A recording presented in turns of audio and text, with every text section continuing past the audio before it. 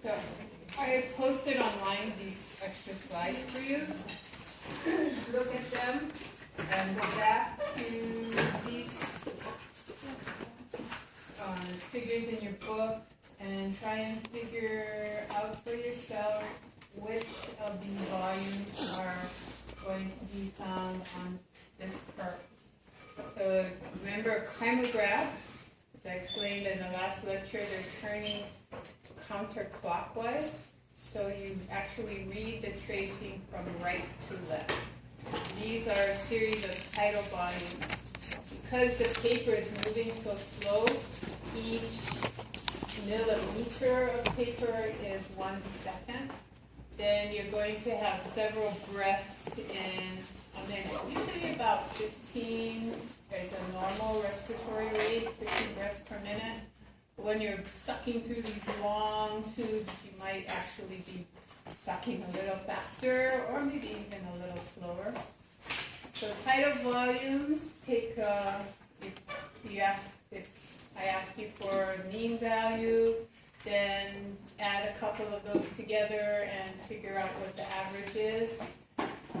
This, from here, top point to bottom, that's your vital capacity. If I ask you for inspiratory reserve, it's from the tidal volume immediately in front of the vital capacity to the right of vital capacity, from peak to peak. If I ask you for expiratory reserve, it's trough to trough. And then if it's a capacity, inspiratory capacity, you can either measure from that previous tidal volume from trough to peak, or take the inspiratory reserve and add your mean tidal volume back to it. And you can arrive at the same inspiratory capacity either way. And same thing for expiratory capacity. You can go from the peak to the trough, or you can take your expiratory reserve volume and add your tidal volume back into that. Pulmonary ventilation, that is when you're doing your tidal volumes at rest, and that is called, that number per minute or minute ventilation is equal to your tidal volume times your respiratory rate. And that will give you pulmonary ventilation. That's an equation you need to highlight in your textbook, highlight in your notes, and memorize. So I'm not going to give that to you on the exam, but I might ask you to calculate something.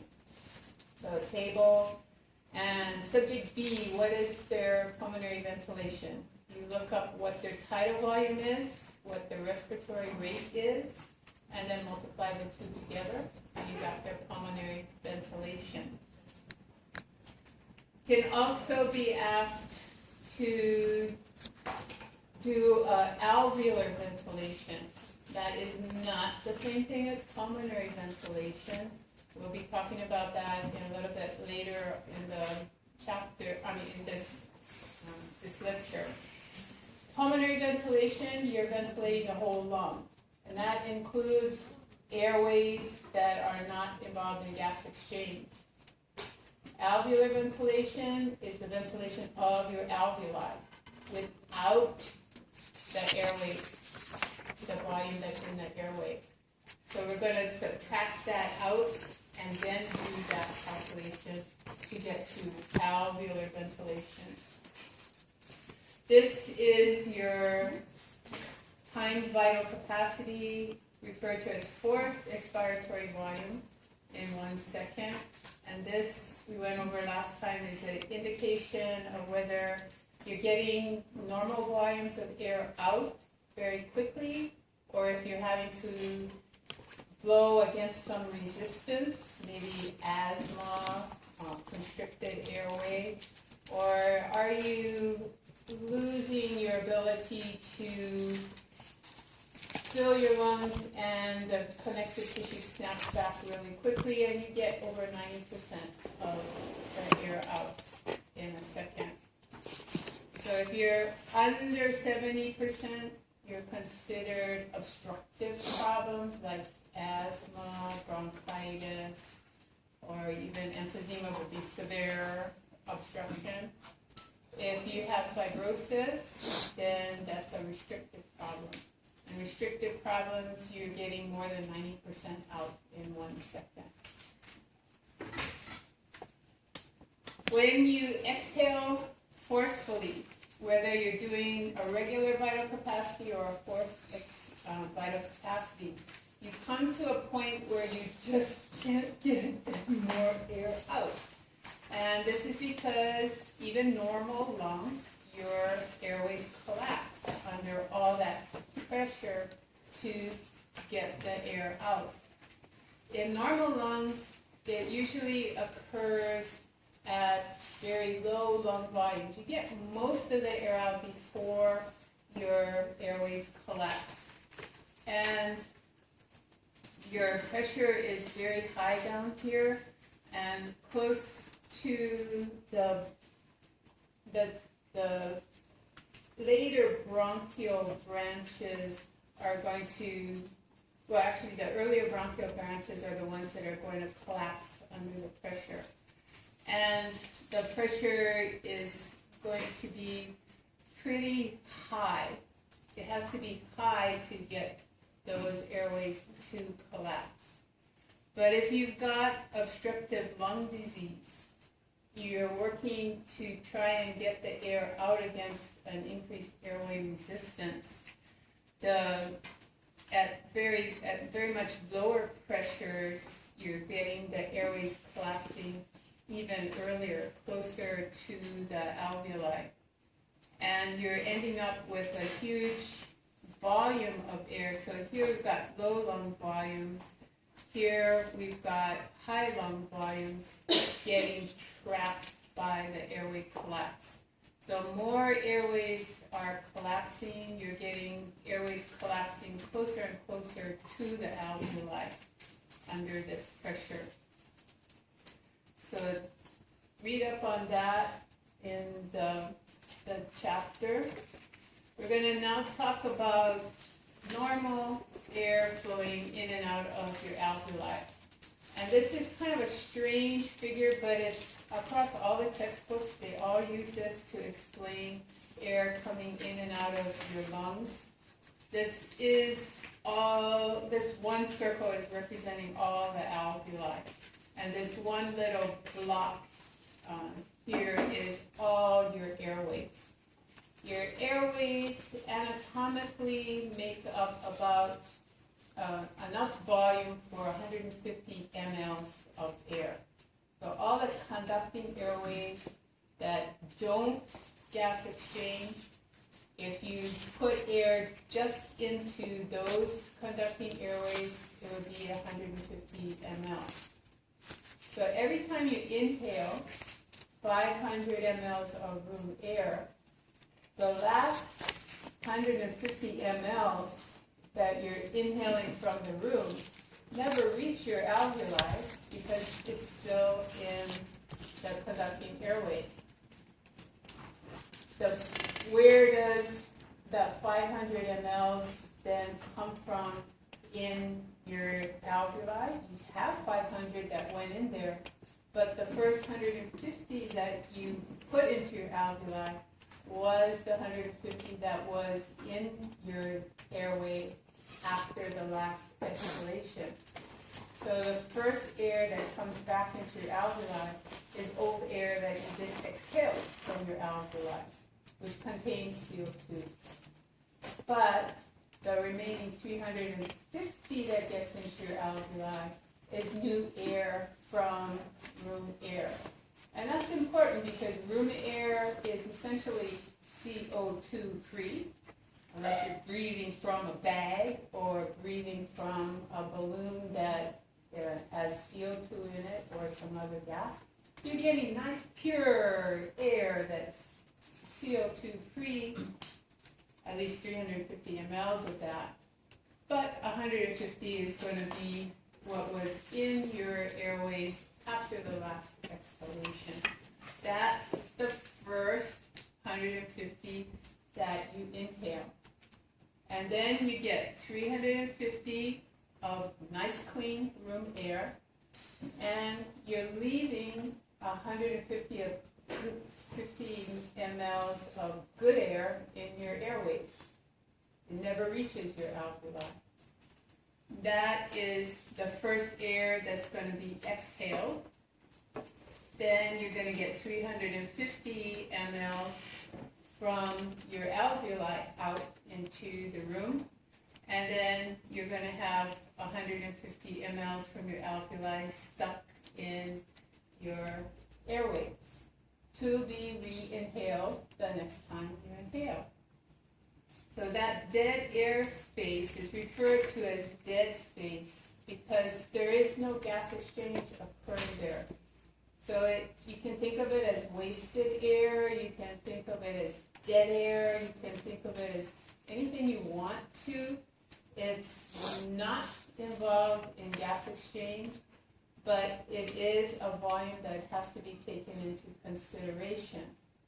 So we have the equation for pulmonary ventilation. That was your tidal volume times your respiratory rate. That's what you get into your lungs. But 150 mLs of what you get into your lungs is stuck in your dead air space. So you have to do tidal volume minus dead space first, then multiply by respiratory rate if you want to see what gets to your alveoli. So you have to memorize this. This is 150 mLs, and it's not going to change because you don't change the length of your airways. Even if you stretch, you're not getting those airways to stretch. So we memorize 150 mL. Look at the table for tidal volume, or if there's no table, you just assume this is normal, 500 mLs. Subtract that, you'll be starting with 350 mL that will get room air that will get into your alveoli. This is what is carrying the O2 in. You will have some CO2 that you're rebreathing from that 150 mL in your dead air space, but we don't have any way to measure that without sticking probes down your throat. So we're just going to ignore that and go with the 350 multiplied by whatever your respiratory rate is, and then we'll consider that alveolar ventilation. Okay. So look at this carefully. It's not that hard to understand. Just go back and forth. This is when you're inhaling, what you get in first, what was stuck in your dead air space. And then 350 of this 500 mL is good air from the room. The rest of that 500 mL is left in your dead air space. On exhalation, the first air to come out is what was in your dead air space. Next is 350 mL that now has CO2 in it and less oxygen because you had gas exchange with your alveoli. So this is O2 poor air, CO2 rich air that's coming out. And then what's left in your alveoli is 150 mL of that CO2 rich and O2 poor air. When you breathe in again, the CO2 rich, O2 poor coming into your alveoli first, then CO2 free, 350 mL of high oxygen air and high oxygen air left in your airways. So this table is very important. It's looking at both of these equations, looking at pulmonary ventilation and then also looking at alveolar ventilation and looking at what the effects are of either breathing very deeply, and that takes time, so respiratory rate's going to drop, or breathing very shallow with a high respiratory rate. So first of all, normal quiet breathing. 500 mLs, normal respiratory rate, they're saying at 12 breaths per minute. Dead airspace, 150 mLs. Pulmonary ventilation. Pulmonary ventilation, you don't use that dead airspace number. You just take tidal volume, multiply it by 12, that will give you 6,000 ml or 6 liters. So again, know your units and how to convert between liters and mLs or mLs and liters. For alveolar ventilation, you have to subtract the dead air volume from your tidal volume. So 500 minus 150, then multiply by 12, you'll end up with alveolar ventilation of 4,200 or 4.2 liters. So go home and crunch these numbers and prove it to yourself. I'm not going to crunch them for you right now, but it will work out. You get 600 without subtracting dead airspace, 6,000, and then 4,200 with subtracting the dead airspace. So what if we want to breathe deeply and slowly? We're in yoga class, and they're supposed to breathe in and out very slowly and deeply. So our tidal volume goes from 500 to 1,200 mLs. Now we're using our accessory respiratory muscles to get that extra volume in. Because we're breathing slowly, well, because we're breathing deeply, we have to breathe slowly because it takes time to get that 1,200 mLs in. So respiratory rate drops to 5. Got a huge tidal volume, but we've lost respiratory rate. So alveolar ventilation, you multiply 1,200 by 5. Pulmonary ventilation is staying the same. Alveolar ventilation, you're gaining on the situation. You gain over 1,000 mLs of good air into your alveolar space. So it is more relaxing. It does cause your tissues to get more air and meet O2 demand during your exercise, your yoga exercise. Shallow, rapid breathing. You're breathing less air in, but you're increasing your ventilatory rate over 3 times. So your ventilatory rate is going up to 40. You might think that this would meet your demands, but think about it. What is tidal volume here? 150 mLs. That's equal to the volume of your airspace, your dead airspace. So if you hyperventilate and are only moving 150 mLs in and out of your lungs, you're not getting any air to your alveoli, right? You got a pulmonary ventilation that's still 6,000 mLs. That's fine and dandy, but it isn't reaching your alveoli. 0 is reaching your alveoli. All you're doing is ventilating the dead airspace. So you're going to run out of O2 in your alveoli, and you're probably going to pass out. And whatever's causing you to hyperventilate is then hopefully going to be turned off, and you'll go back to regular breathing again. So nervousness, hyperventilating because of your nervousness, you may end up only ventilating your dead airspace, but you'll eventually pass out as long as you don't hit sharp objects on the way down. As soon as you're unconscious, you'll go back to normal respiratory rate, and you'll get your 4,200 mLs into your alveoli, and you'll wake up like, what happened? If there's a disease causing this, if there's a medication causing it, you pass out, you're still hyperventilating. If somebody doesn't get you treatment ASAP, you're going to be DOA. So you need to recognize what is the problem here and get a person treatment if they're hyperventilating and it's very shallow, rapid breathing. Okay, I did some of the calculation down here for you for that one. 1200 minus 150 gives you 1050 multiplied by 5, and that comes out to 5,250. I always like to just make sure that the authors did their math.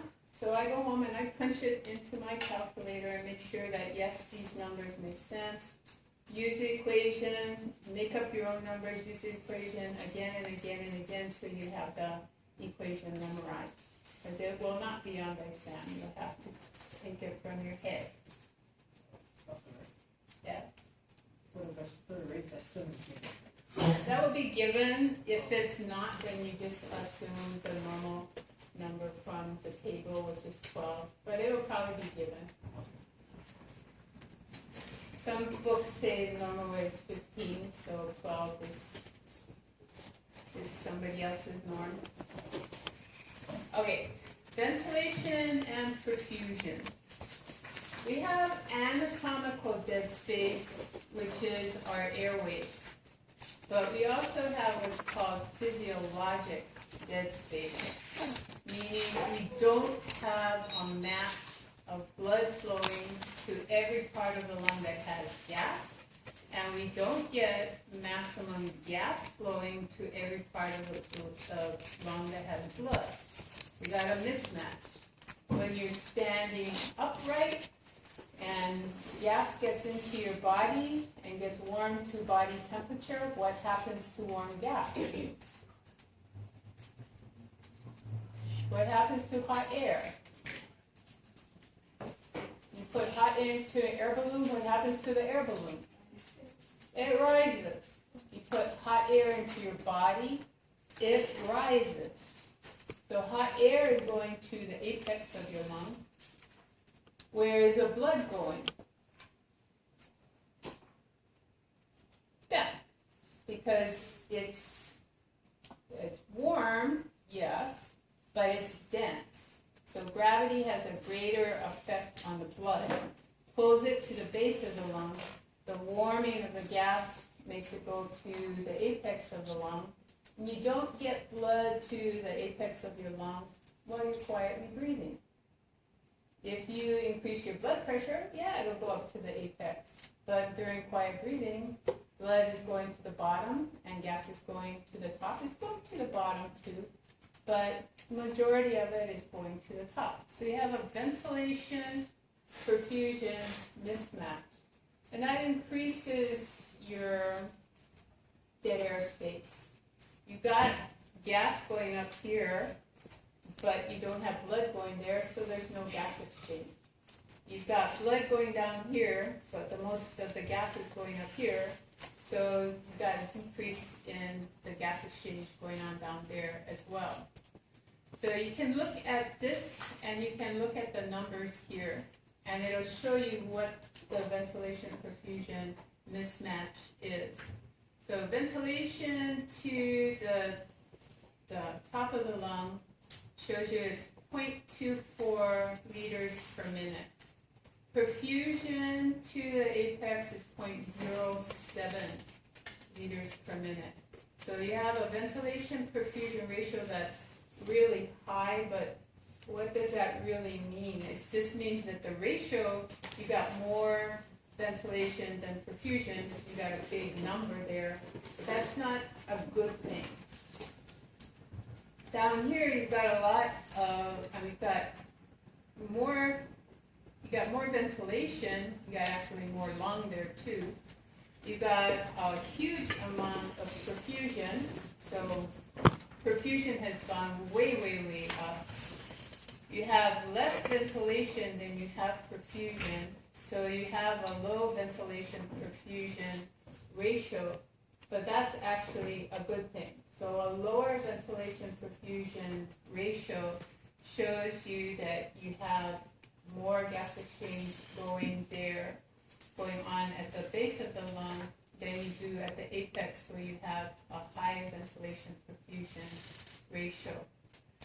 You can actually just look at these two numbers and figure it out for yourself that you've got a problem, you've got not very much air compared to here, so ventilation is more at the base, perfusion is way more at the base, so if you need ventilation and perfusion for gas exchange, the best place to do it in a vertical position is at the base of the lung. For the graph here, we've got top of the lung that's showing a high ventilation with respect to the bottom of the lung. But if we look at absolute numbers, it's low, and that would be, there's no numbers on the x-axis, but it would be a lot of gas, but meters per minute it would be low, and when you go from the this is the ventilation perfusion. So ventilation here, you're going from a low ventilation at the what? Oh, I'm hearing something. Okay, so ventilation 2.4 is going up as you go to the base of the lung, and perfusion is going up as you go to the base of the lung. The ventilation perfusion ratio, these two numbers are rising, and the blood flow is rising more than the ventilation, so the perfusion ratio drops. Here the ventilation perfusion ratio is high, but you also have low ventilation and low perfusion. So the ratio being that ventilation is greater than perfusion and ventilation is on the top of your little equation, you end up with a huge ratio. What does that actually mean for your purposes?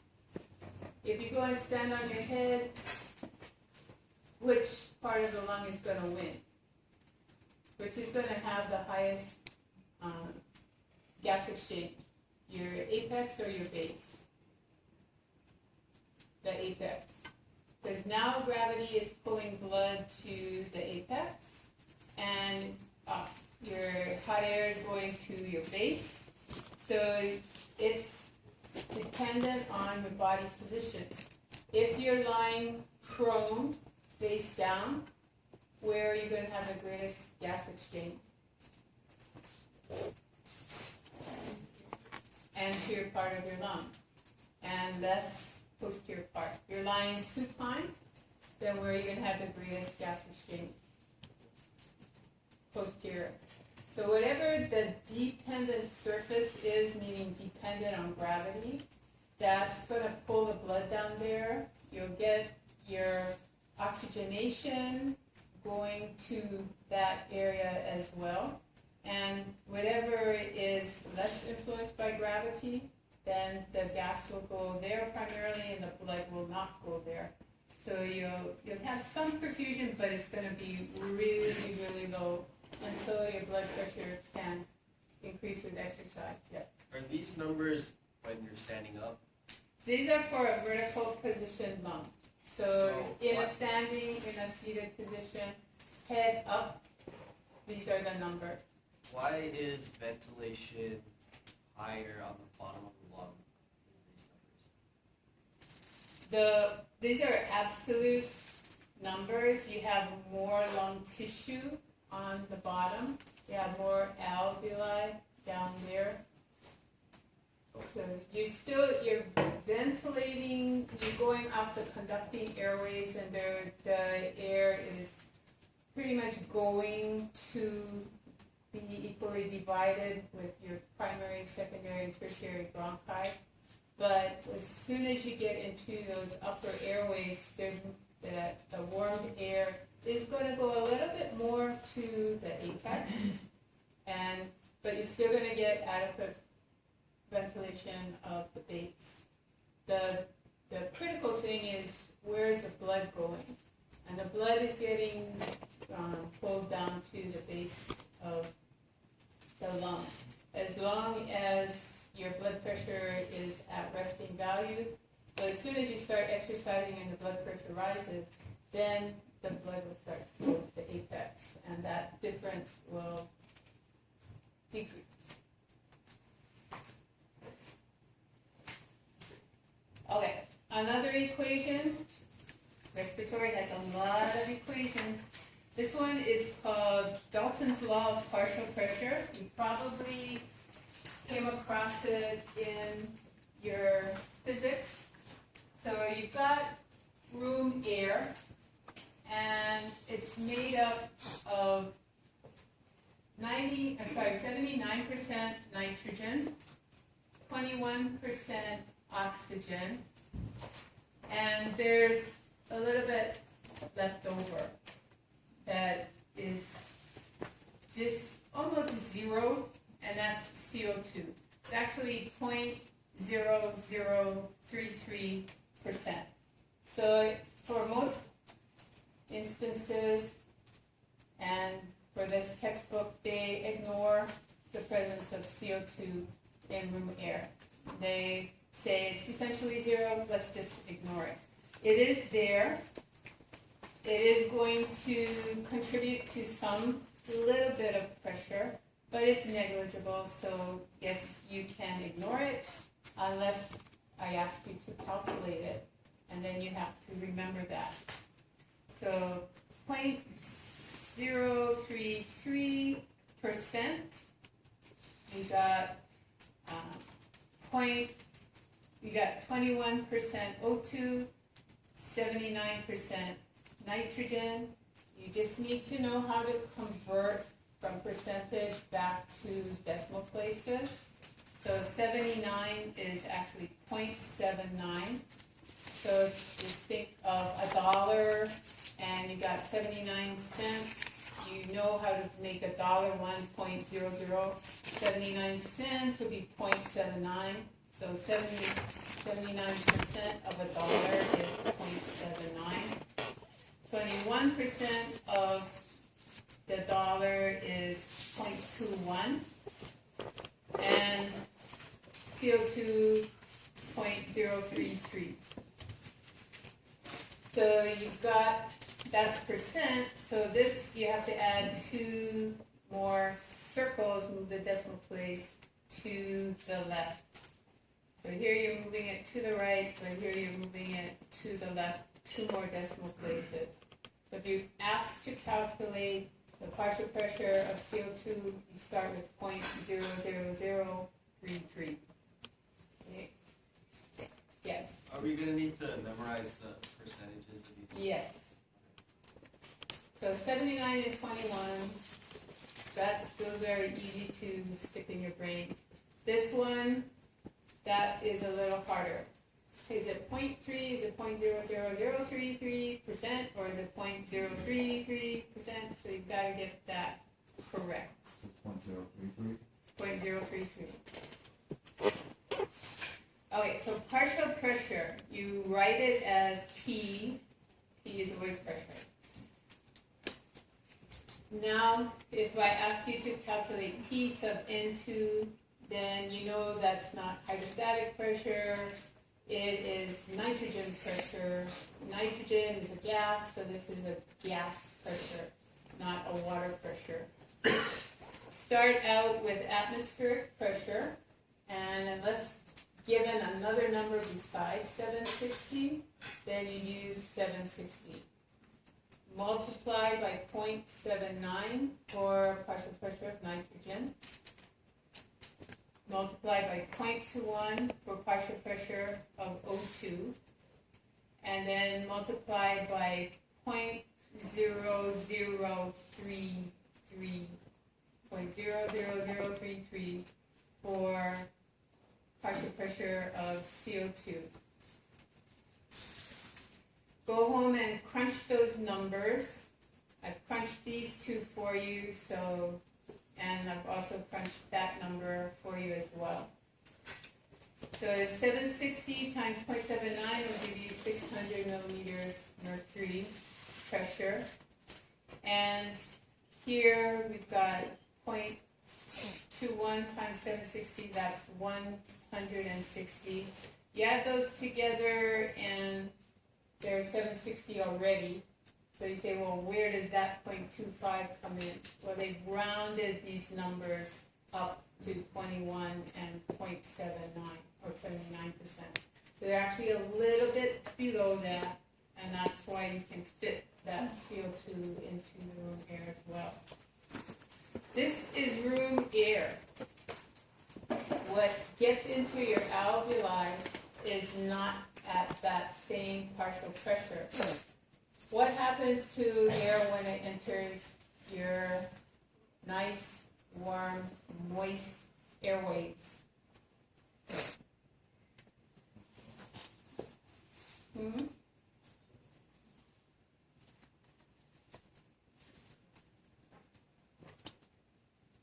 Expands. What else happens to it? Picks up water vapor. Takes up water vapor. It takes up a lot of water vapor. If you hold a mirror up, or yeah, I'll let you blow on your phone. You hold this up in the room air. Do you get condensation on it? Okay, come up and exhale on your phone.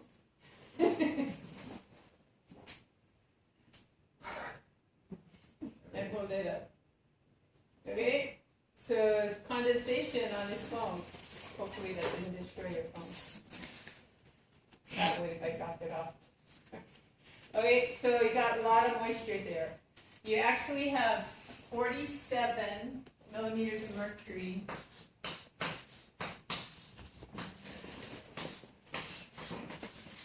pressure, and that's pH2O, water vapor pressure. So when you want to find out what the partial pressure of a gas is in the alveoli, the first thing you have to do is subtract out 47.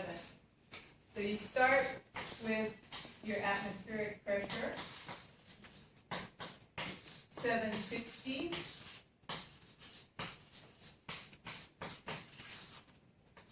So this is in room air.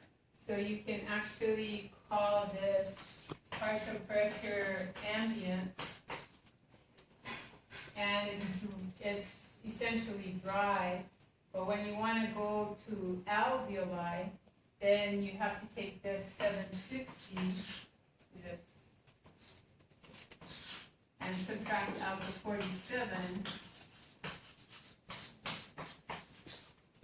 and that will give you partial pressure of your alveolar gas. So you subtract out the water vapor pressure first.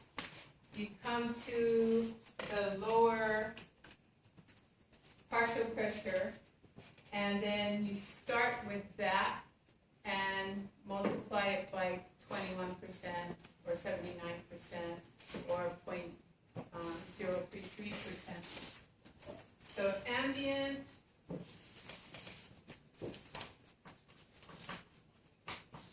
or room air 760, but alveoli, you gotta take away the water vapor first, and then you can determine what the partial pressure of the gas is. So water is in between your molecules of O2 or nitrogen, pushing them apart. So they're going to be at a lower concentration. They're coming in at 21%. As long as you dry out the gas first by removing the water vapor pressure, which is 47 millimeters of mercury partial pressure, then you are putting your gases back to their normal concentration, but at a different pressure. at a lower pressure. So you can now take that lower pressure and multiply it by the same gas concentration that no longer has water involved with decreasing the concentration of the gases. You put them back together because you remove the water, and now you can use the percentages again.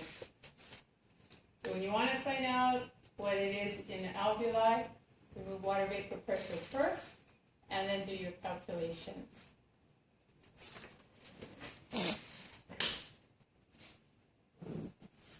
So by the time oxygen actually gets to your alveoli, PO2 is only 100.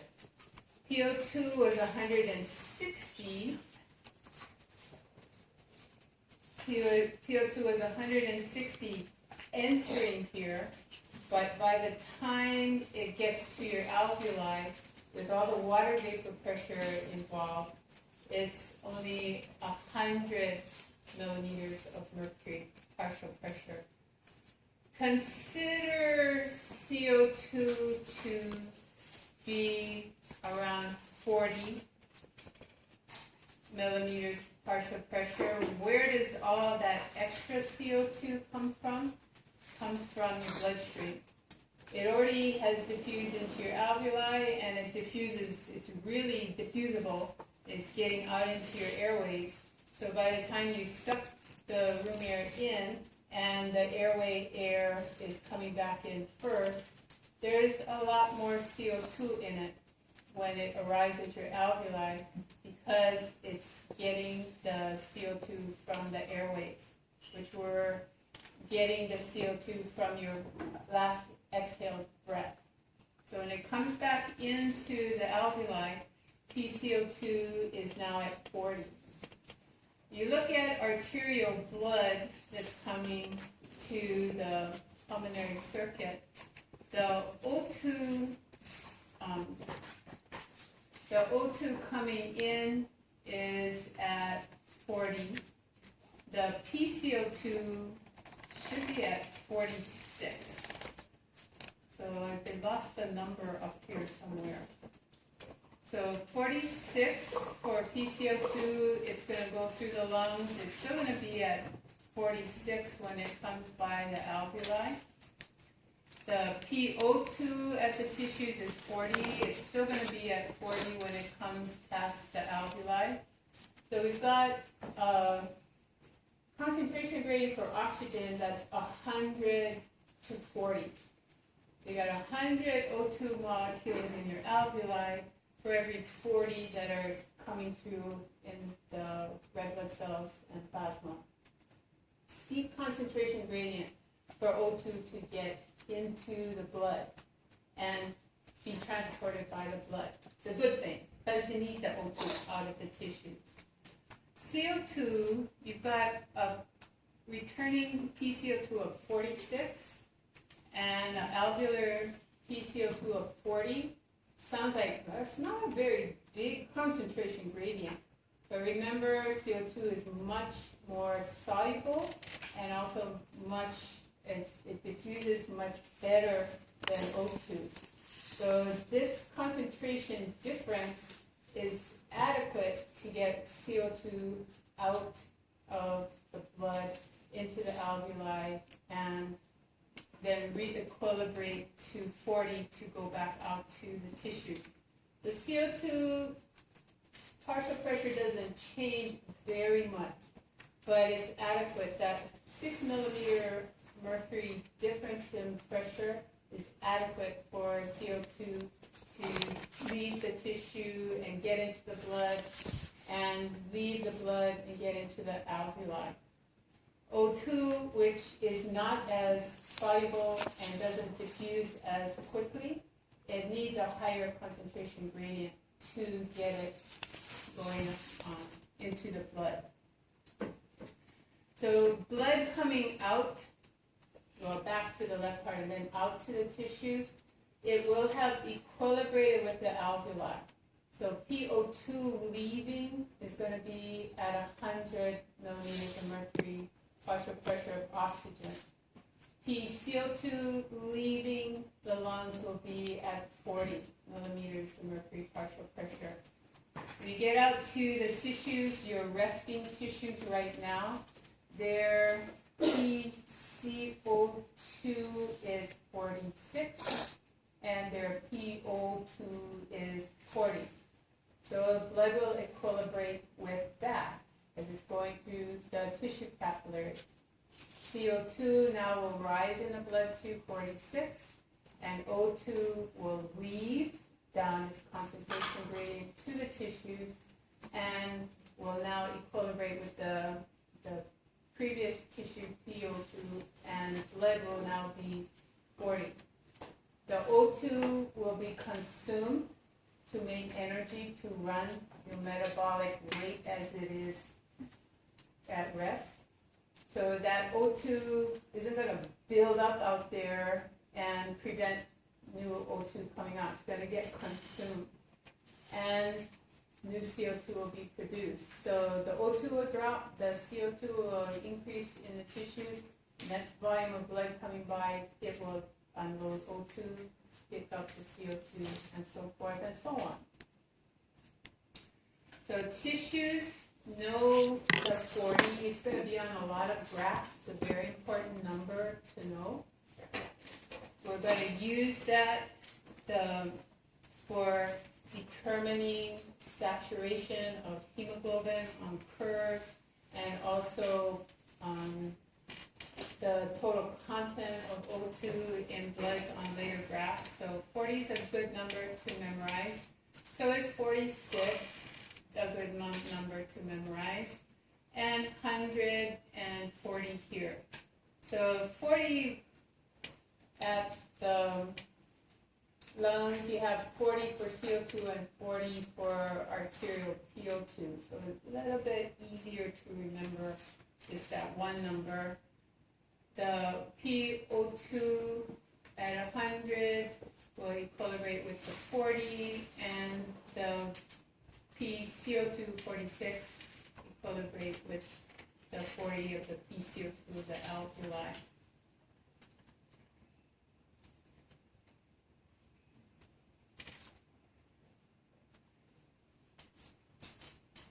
So partial pressure, the gradients for O2 and CO2 determine how efficiently your tissues and your blood can exchange that particular gas. Don't need a high partial pressure gradient for CO2 because it has a greater solubility in tissues and a greater diffusibility in tissues. But the O2 being less soluble and less diffusible, you'll need a bigger pressure difference. So adequate for O2 is 100 to 40. Either at the tissues or at the lungs. You need a gradient at rest of 100 to 40 to get adequate O2 loading or unloading at the tissues. For CO2, the adequate rate of transfer is achieved with a extremely much smaller pressure gradient, only 40 to 46. So 46 in the tissues, 40 in the blood, or 40 in the alveoli, and 46 in the blood. The surface area for alveoli is the same for O2 and CO2, but the solubility of the gases in that available membrane is very different. That's why the pressure gradient for CO2 is so much lower. It is much more soluble in the available surface area. Transfers faster into the alveoli. Also transferred out of the tissue faster and more efficiently than O2. If you lose surface area because your airways collapse or your blood vessels constrict and your ventilation perfusion changes, then you're going to suffer with your ability to get oxygen into the blood or CO2 out of the blood. So surface area will actually become greater as your blood pressure rises during exercise, because your perfusion now is going to the apex where you've got a lot of gas going because hot air rises. So with exercise, more pulmonary capillaries at the apex are getting blood, and you get better gas exchange. Pathological conditions like emphysema, or if you have a pneumothorax where you break into you can have a pneumothorax from the outside, like a stab wound or a gunshot wound. You can also have spontaneous alveoli rupturing inside. And so they call it a spontaneous pneumothorax. That can totally collapse the lung, but a lot of times they're just little parts of the lungs will collapse. But if the alveoli collapse, they can't gas exchange because they don't have any oxygen in them. So emphysema and other conditions can decrease your ability to gas exchange. If your barrier for gas exchange changes, if you smoke, it becomes more fibrous. That gets you restrictive problems, but it also gives you gas barrier problems. You have more fibrous connective tissue for even carbon dioxide to go through. It's going to be slowed down. But more limiting is the O2 getting into the blood.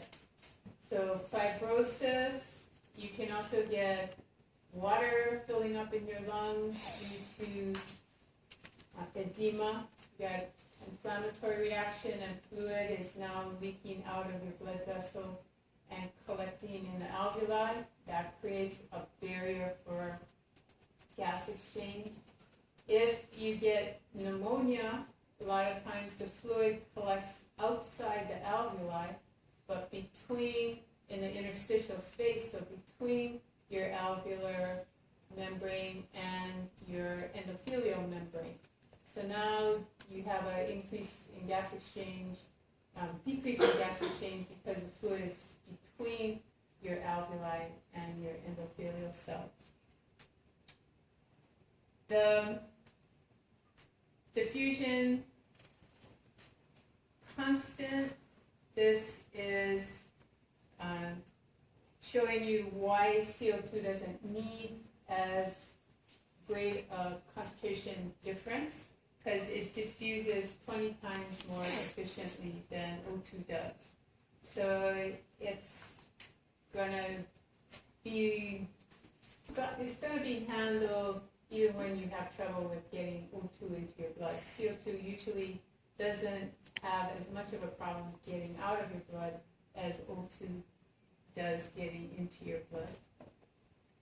So CO2, that's what is setting the difference between the partial pressures necessary for the gas exchange to occur. So transport of oxygen and transport of carbon dioxide is dissolving hemoglobin. Also, some of it dissolved in the plasma. Some of CO2 is actually converted to bicarbonate, and it's not physically CO2 anymore, but it's transported as bicarb and then becomes CO2 again. So guess what is involved? Carbonic anhydrase. You have to understand that equation. We've talked about it many, many times. Hydrogen ion and bicarb combine to form carbonic acid. It then disassociates to become CO2 and water, and vice versa. You can combine CO2 and water and ultimately get hydrogen and bicarb. Some of that could be freely diffusing away, especially when you get to the lungs. The CO2 can leave, and you're left with your hydrogen ion left behind. Your water left behind. So anyway, O2 bound to that has left the hemoglobin. The hemoglobin is referred to as deoxyhemoglobin.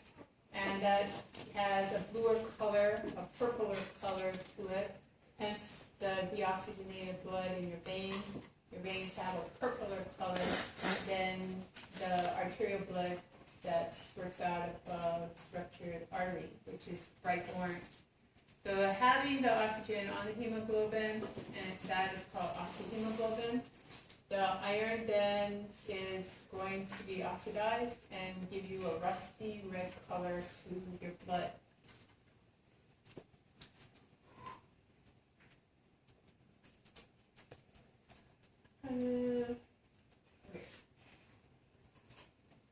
So blood PO2, if it goes down, then the time it takes for if your oxygen in your alveoli goes down, it's going to take longer for you to get adequate oxygen onto your red blood cells. So what do? Precapillary sphincters constrict. Precapillary sphincters constricting, then red blood cells go through the capillaries more slowly, and you have more time to load the O2 onto the hemoglobin molecules. You keep the capillaries wide open, blood flow is fast, you don't have time to load your oxygen into the red blood cell. Close down the capillaries so that the red blood cells go through single file and slowly. You have time enough to get the O2 to the hemoglobin. So when O2 concentrations go down, like up at altitude, then your transit time for your red blood cells increases, which means it takes it longer to get from the arterial side of the capillary to the venous side of the capillary. So that's the transit time. Going from place to place, that time increases, so you have more time to get O2 onto the hemoglobin. There's adequate O2 in the alveoli. Open the precapillary sphincter, let the red blood cells go through at a higher pace. You've got adequate oxygen at a high concentration diffusing into the blood, and you get adequate loading of the hemoglobin. CO2, because it's 20 times more soluble, you really don't have to worry about it, but if O2 levels are low and you're slowing the red blood cell transit time, you're still getting CO2 adequately diffusing off the hemoglobin and out into the alveoli. This is called the oxyhemoglobin dissociation curve. You read it from the right down to the left. So this is partial pressure of oxygen. You want it high, you don't want it low, then you don't want to start at 0 and work up to 98.5%. You want to start at 98.5% and then drop off oxygen out at the tissues. So what was the normal tissue PO2? 40. So look at 40 and look at the dotted line that goes up to the curve. You have hemoglobin leaving the alveoli at the lung, going to the left heart and going out to the tissues. You read across, it's 98.5% bound with hemoglobin on its binding sites. So almost 100% of all the available binding sites for oxygen are taken up by oxygen. 98.5% of those are taken up by oxygen. When you go out to the tissues, then the PO2 of the tissues is going to be below that of the arterial PO2. So O2 is going to start to diffuse down its concentration gradient. It's going to diffuse off the hemoglobin into the fluid in the red blood cell, then out of the red blood cell membrane into the plasma. From the plasma, across into the interstitial fluid and then into the cells and equilibrate with the cells. So at the cellular PO2 of 40, what is the saturation of your hemoglobin? You read across 75% saturated. So at resting levels, you're only taking a little less than 25%